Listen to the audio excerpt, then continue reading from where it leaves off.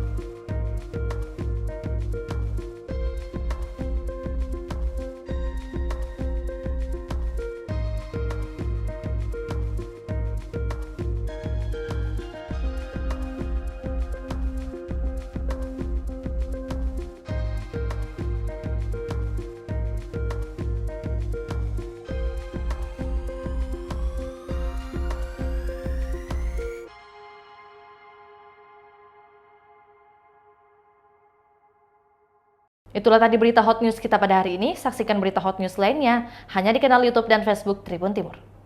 Terima kasih sudah nonton. Jangan lupa like, subscribe, dan share ya.